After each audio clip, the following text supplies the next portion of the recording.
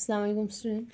Last video में हमने part F तक किया था। आज हम पार्ट जी से स्टार्ट करेंगे। पार्ट जी है हमारे पास limit x approaches to zero secant x minus one by x secant x. हम यहाँ पे भी एक एक्स की वजह से लिमिट डायरेक्ट पुट नहीं कर सकते और दूसरा सीकेंड एक्स।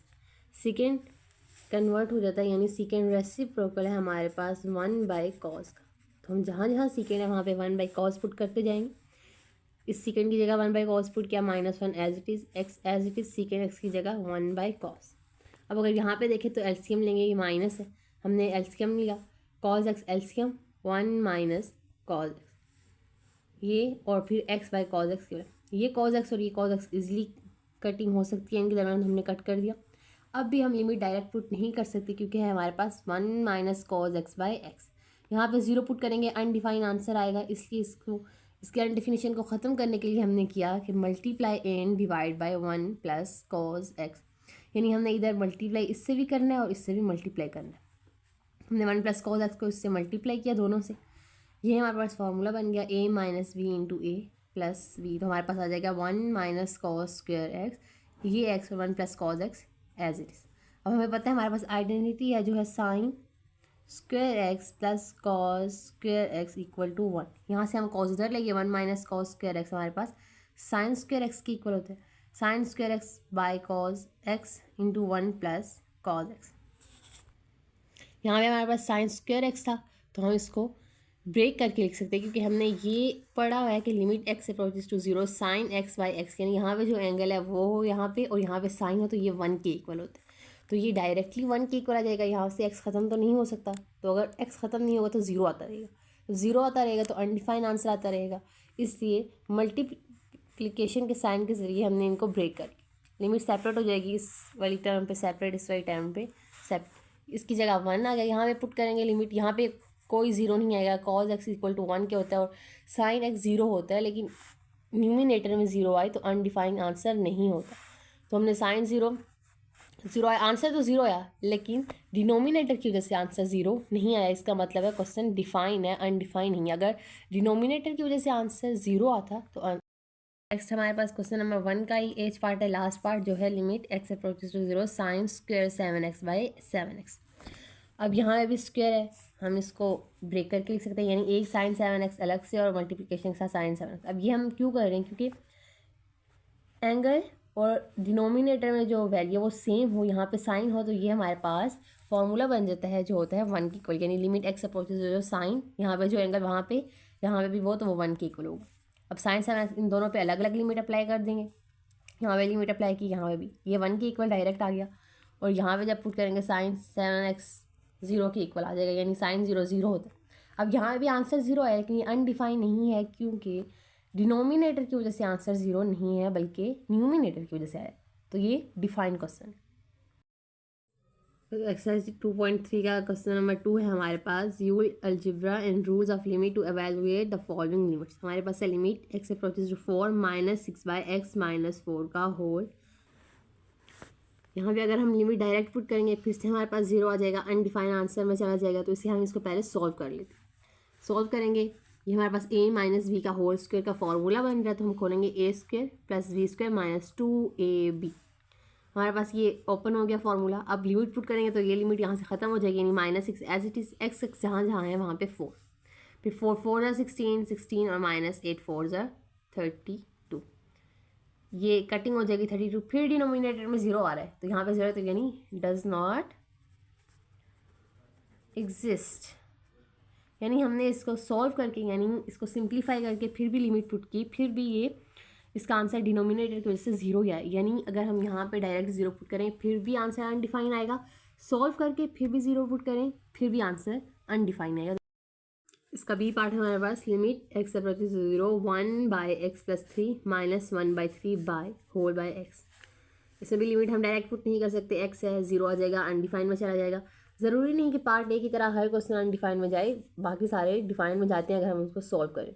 अब यहाँ पे हम एलसीएम ले लेते हैं, एलसीएम आ जाएगा 3 इंटू एक्स प्लस 3, इस वाली वैल्यू की और इस वाली वैल्यू की, माइनस एलसीएम ले लेंगे, ये वाला एक्स एज इट इज़ चलता रहेगा हमारे पास आ जाएगा 3 माइनस इंटू एक्स प्लस 3, ये 3 इधर और ये एक्स प्लस 3 इधर।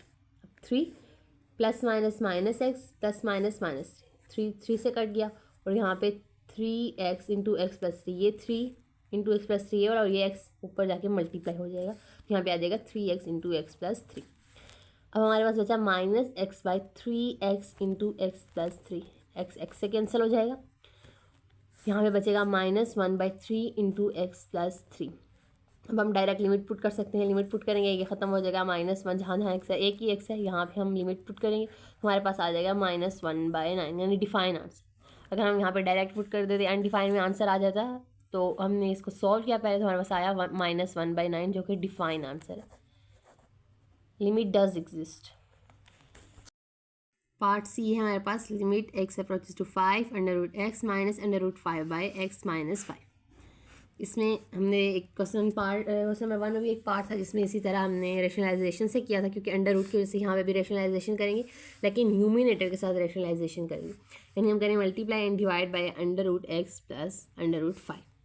इस पूरी वैल्यू को हम मल्टीप्लाई रेशनलाइज कर देंगे √x प्लस √5 से, ये माइनस है इसलिए प्लस। अब यहाँ पे a minus B into A plus B का फॉर्मूला बन गया, तो हमारे पास आ जाएगा x का होल स्क्वायर माइनस √5 का होल स्क्वायर, स्क्वायर से कट जाएगा, डिनोमिनेटर एज इट इज़ हमारे पास चलता रहेगा। अब हमारे पास कटिंग के बाद, यानी स्क्वायर को अंडर रूट से कट करने के बाद हमारे पास आया x-5/x-5 into √x plus √5। x-5 से कट गया, हमारे पास बचा 1/√x प्लस √5। अब हमारे पास लिमिट पुट करते हैं 5, जहाँ पे x है यहाँ पे 5 पुट करेंगे, हमारे पास आ जाएगा 1/2 √5, जो कि डिफाइन आंसर है, यानी limit does exist. Limit x approaches to 5 exist करती है इस क्वेश्चन में, तो हमारे पास डिफाइन आंसर आए। एक्सरसाइज 2.3 का क्वेश्चन नंबर 3 है हमारे पास, find the limit of a conversion of the following sequence. यानी हमारे पास क्वेश्चन है 5n/n + 7। ये क्वेश्चन डिफरेंट से बिल्कुल डिफरेंट है। यहाँ पे लिमिट हमें पहले से दी होती है, यानी x approaches to 4, x approaches to 0, x approaches to 5। यहाँ पे हमें लिमिट खुद से देनी पड़ती है, यानी limit x approaches to infinity. तो हम ये सॉल्व करते हैं इस क्वेश्चन को। हम सपोज कर लेते हैं, लेट कर लेते हैं कि a n = 5n/n + 7।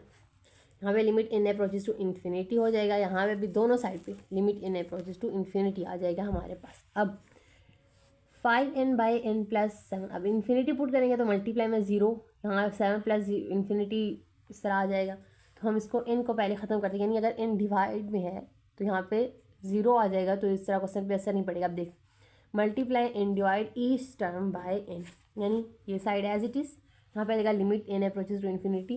पहले 5n को, सिर्फ 5n को हम मल्टीप्लाई भी n से करेंगे और डिवाइड, यानी 5n ये है, इसको हमने n से मल्टीप्लाई किया और इसी टर्म को n से डिवाइड भी किया, फिर होल अंडर, और फिर n + 7 को हम n से मल्टीप्लाई भी करेंगे और डिवाइड भी करेंगे। हमने ये काम किया, ये नहीं किया कि 5n को मल्टीप्लाई कर दिया, n + 7 को नीचे डिवाइड कर दिया, नहीं, ईच टर्म, यानी इसको अलग से मल्टीप्लाई एंड डिवाइड करना है, इसको अलग से मल्टीप्लाई एंड डिवाइड करना है।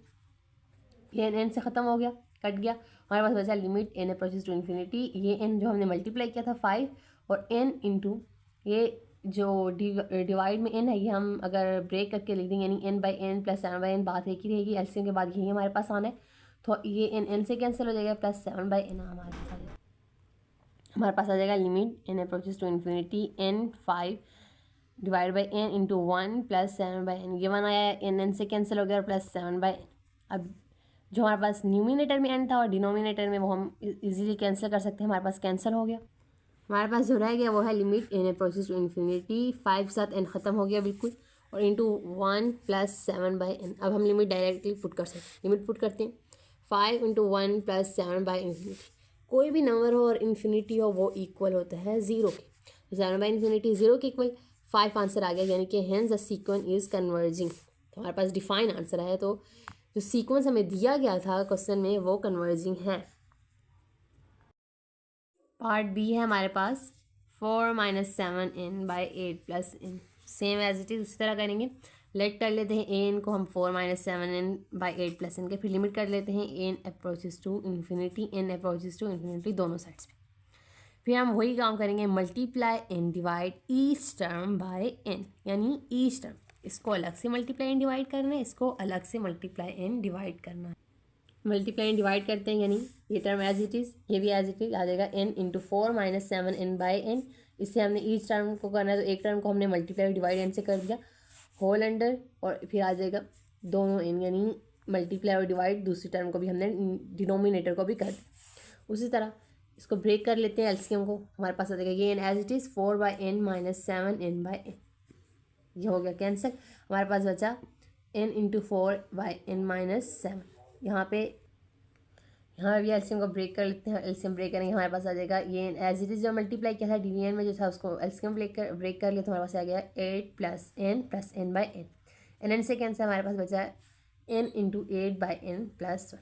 अब n की n से कटिंग हो गई, यानी जो न्यूमिनेटर और डिनोमिनेटर में n था, हमने लास्ट क्वेश्चन में भी इसी तरह किया था। हमारे पास जो रह गया वो है 4 बाई n माइनस 7 ये वाला divided by 8 by n plus 1, ये वाला n कैंसिल हो गया, इनकी कहानी ख़त्म हो गई। लिमिट पुट कर देते हैं हम, इन्फिनिटी पुट करेंगे, यहाँ भी कोई किसी भी नंबर के नीचे डिनोमिनेटर में इन्फिनिटी हो तो वो 0 के इक्वल होता है।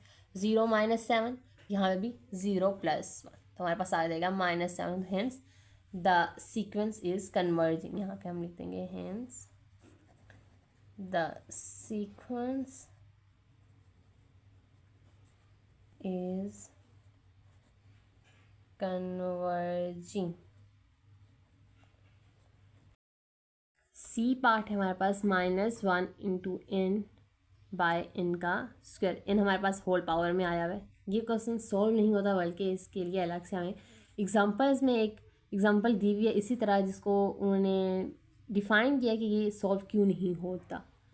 जिस तरह हमें एक एग्जांपल में भी हमें -1 की का जो होल स्क्वायर नहीं दिया था, बल्कि n दिया हुआ था होल, उसकी पावर हमें n दी हुई थी, तो उन्होंने हमें कहा है the sequence does not approach to any specific number, so it is divergent sequence by oscillation. The nth term is always either 1 और -1।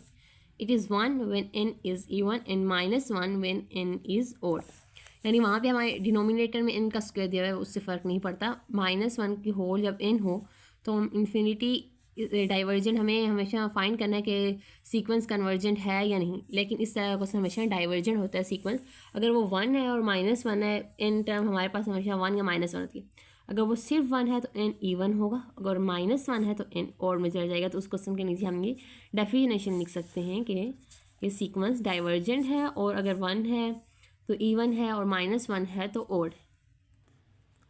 पेज नंबर 49 में हमारे पास टॉप पे ये एग्जाम्पल दी हुई है हमारे पास, आप अपनी बुक पे भी चेक कर सकते हैं।